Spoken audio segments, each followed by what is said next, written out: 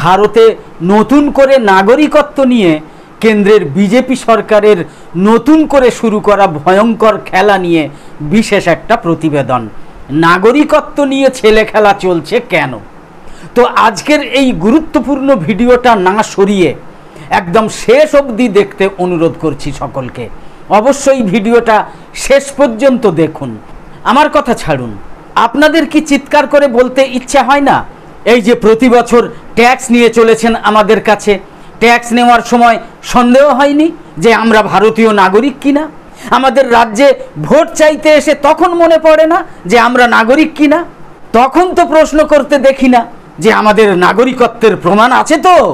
এই যে আধার কার্ডের সঙ্গে প্যান কার্ড লিঙ্ক করার জন্য 1000 টাকা করে নিচ্ছেন, সেটা তাহলে ঠিক আছে, তাই তো?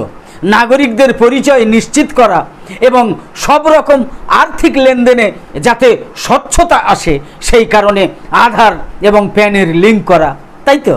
আবার আপনারাই এখন বলছেন আধার কার্ড নাকি নাগরিকত্বের প্রমাণ নয়। ওই যে আধার কার্ডের সঙ্গে ভোটার কার্ডের লিঙ্কও করানোর জন্য মরিয়া হয়ে গিয়েছিলেন, কেন, কী কারণে সেটা? এখন তো বলছেন আধার কার্ড নাগরিকত্বের নয়। আচ্ছা একটা কথা বলুন তো, ভোটার কার্ড নাগরিকত্বের প্রমাণ তো, pan card, passport, ration card এসব নাগরিকত্বের প্রমাণ তো। যদি তাই হয় তাহলে তাবৎ পরিষেবা পাওয়ার জন্য বাধ্যতামূলকভাবে সর্বত্র আধার কার্ড নম্বর দিতে হয় কেন? কেন হচ্ছে দিতে? মোবাইলের সিম কার্ড পাওয়া থেকে শুরু করে কিংবা লোনের জন্য আবেদনে সব জায়গায়, সরকারি নথি পেতে গেলেই কিংবা জমি বাড়ির রেজিস্ট্রেশন সব জায়গায় আধার কার্ড দিতে হচ্ছে কেন? কই ভোটার কার্ড কিংবা পাসপোর্টে তো তখন কার্ড চলে না, তখন আধার কার্ডের দরকার হয়। অথচ সুপ্রিম কোর্ট বলেছে যে আধার কার্ড বাধ্যতামূলক নয়। কিন্তু বাস্তবে তো শুধু বাধ্যতামূলকই নয়, বরং জোর জবরদস্তি করা হয় যে আধার কার্ডই লাগবে, সব রকম সরকারি ব্যবস্থায় আধার কার্ডই লাগবে, আধার কার্ডই দিতে হবে সব জায়গায়। আর এখন বিহারের ভোটার তালিকা সংশোধনের সময় যাকে স্পেশাল ইন্টেনসিভ রিভিশন বলা হচ্ছে, তখন আপনাদের নির্বাচন কমিশন বলছে আধার কার্ড চলবে না। এ কি হেয়ালি না গোলক ধাঁধা না মাদারিকা খেল? রেশন কার্ড চলবে না, তার মানে আধার কার্ড কি মূল্যহীন?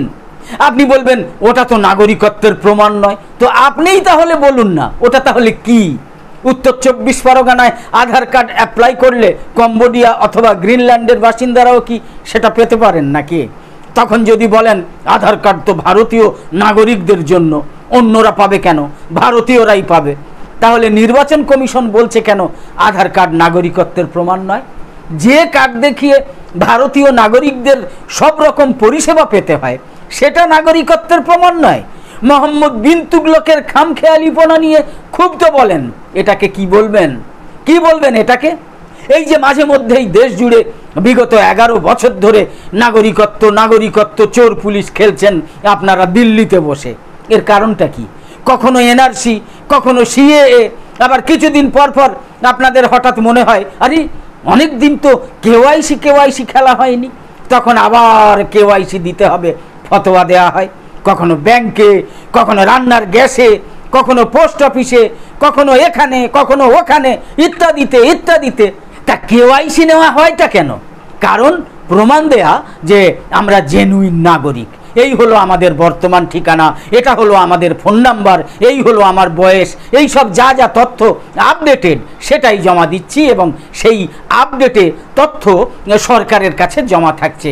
এই কারণেই তো আধার কার্ড দেয়া হয়। তাহলে আবার কতবার করে আমরা নাগরিক কিনা তার প্রমাণ দিতে হবে? ভোটার তালিকা রিভিশন নামক একটা নতুন খেলার আবিষ্কার করে আবার নাগরিকত্ব মোবাইল গেম টাইপের খেলা চলবে, তাই তো? বিহারে ভোটের আগে স্পেশাল রিভিশন করে নতুন ভোটার তালিকা করার নতুন প্রক্রিয়া নিয়ে দেশ জুড়ে আন্দোলন শুরু হয়েছে। এরপর হবে বাংলায়, তারপর হবে বাকি সব রাজ্যেও। বিহারের নিয়ম ধার্য হয়েছে 2003 সালের ভোটার তালিকাকে মাপকাঠি ধরা হবে। যাদের নাম সেখানে আছে তাদের কিছু প্রমাণপত্র জমা দিয়ে নিজেদের আপডেট করতে হবে, কিন্তু যাদের নাম নেই অর্থাৎ পরবর্তীকালে যাদের নাম ভোটার তালিকায় অন্তর্ভুক্ত হয়েছে তাদের এক ঝাঁক জটিল প্রমাণপত্র দিতে হবে। এবং বাংলার বিধানসভা ভোটের আগেও এই একই প্রক্রিয়া চলবে, এই একই প্রক্রিয়া হবে। কি সেই প্রক্রিয়া? 1987 সালের আগে যাদের জন্ম তারা জমা দেবে জন্ম তারিখ এবং জন্মস্থানের ডকুমেন্ট। 1987 সাল থেকে 2004 সালের মধ্যে যাদের জন্ম তাদের দেখাতে হবে নিজেদের জন্ম তারিখ, জন্মস্থানের নথিপত্র এবং পিতামাতার জন্ম তারিখ ও জন্মস্থান। 2004 সালের পর যাদের জন্ম তাদের আরও কঠোর পদ্ধতি, আবার তাদের দেখাতে হবে নিজেদের জন্ম তারিখ, জন্মস্থানের নথি, আবার পিতামাতারও জন্ম তারিখ, জন্মস্থানের ডকুমেন্ট। এ তো এনআরসির বাপ রে। মোট 11টা নথিকে নির্ধারিত করা হয়েছে। সেখানে আধার কার্ড নেই, 100 দিনের কাজের জব কার্ড দেখালেও হবে না। অথচ গ্রামীণ ভারতে সবথেকে বেশি গ্রামবাসী, সবথেকে বেশি দরিদ্র অনগ্রসর শ্রেণীর কাছে এই ডকুমেন্টগুলোই আছে। সংবিধানের 21 নম্বর ধারা হলো রাইট টু প্রাইভেসি। নাগরিকদের ব্যক্তিগত তথ্যের পরিসরে কেউ অনুপ্রবেশ করতে পারে না। সবথেকে বেশি এই সংবিধানের লঙ্ঘন কে করছে? রাষ্ট্র, ভারত সরকার। যখন তখন আধার কার্ড চায়, আবার যখন তখন বলে আধার কার্ড চলবে না। বাংলা, বিহার, অসমে সবথেকে বড় বিপদে পড়তে চলেছে কারা? বিগত 55 বছরে যারা বাংলাদেশ থেকে ভারতে এসে স্থায়ী নাগরিক হয়ে গিয়েছে তারা। আপনি ভাবছেন এরা সব মুসলমান, একেবারেই ভুল। জেনে রাখুন এদের মধ্যে বেশিরভাগ কেন, সবই তো হচ্ছে হিন্দু জনগোষ্ঠী। 1969 সালের পর থেকে অনবরত যারা এসেছে, 8-এর দশক, 9-এর দশক, নতুন শতাব্দী, গত 25 বছর যারাই এসেছে তাদের এবার জন্ম তারিখ, জন্মস্থানের প্রমাণপত্র দিতে হবে। অথচ তারা পারিবারিকভাবে এই এতকাল ধরে সব নাগরিকত্বের কার্ডই পেয়ে গিয়েছে। এমনকি সম্প্রতি সিএ তাদের ভারতীয় নাগরিকত্ব পাওয়ার আরও সুযোগ করে দিয়েছে। তাহলে সেখানে বলা হয়েছিল 2014 সালের 31শে ডিসেম্বর পর্যন্ত যারাই এসেছে তারা আবেদন করতে পারে নাগরিকত্বের জন্য। প্রশ্ন হলো, যারা যারা সিএ অনুযায়ী নাগরিকত্ব পেয়ে গেল বা যাবে তাদের ক্ষেত্রে এই স্পেশাল ইন্টেনসিভ রিভিশনের নিয়ম তাহলে কি হবে? ওই যে বিহার থেকে যেটা শুরু করা হয়েছে, যদিও সুপ্রিম কোর্ট প্রথম শুনানিতেই ধমক দিয়েছে।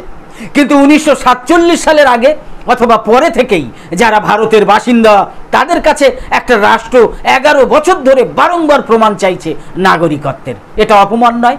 এই যে অসমে এনআরসি করা হলো, এবার বাংলাতেও করা হবে স্পেশাল রিভিশন। 2026 সাল থেকে শুরু হবে সেন্সাস। প্রথমে বাড়ি বাড়ি এসে গৃহ গণনা, তারপর জনগণনা, সেই সময়ই ন্যাশনাল পপুলেশন রেজিস্টার তৈরি। জনগণনায় একটা মানুষ অথবা পরিবারের হাঁড়ির খবর নিয়ে নেওয়া হবে। জনগণনায় প্রশ্ন করা হবে যে এই ঠিকানায় আপনি কতদিন ধরে আছেন, এর আগে কোথায় ছিলেন, কাগজ দেখতে চাওয়া হবে। এ সবই তো হবে। তাহলে তার আগে আবার এই স্পেশাল ভোটার তালিকা রিভিশনে নাগরিকত্বের প্রমাণ চাওয়া হচ্ছে কেন বৈধ নাগরিকদের কাছে? সীমান্ত তো বর্ডার সিকিউরিটি ফোর্সের অধীনে। অনুপ্রবেশ হয়ে থাকলে কেন্দ্রীয় সরকার, রাজ্য সরকার উভয়ই সেটা প্রতিরোধ করবে কিংবা চিহ্নিত করবে। কাকে জাল আধার কার্ড দেওয়া হয়েছে, কে ভুয়ো ভোটার কার্ড পেয়েছে, কতজনের আদৌ কোনো নাগরিকত্বের প্রমাণ নেই, এইসব খুঁজে বের করা তো সরকারের দায়িত্ব। কিন্তু বৈধ নাগরিককে এত বিপদে ফেলছেন কেন? এত অসম্মান করছেন কেন? আমরা কেন বারবার ফর্ম ফিল আপ করবো?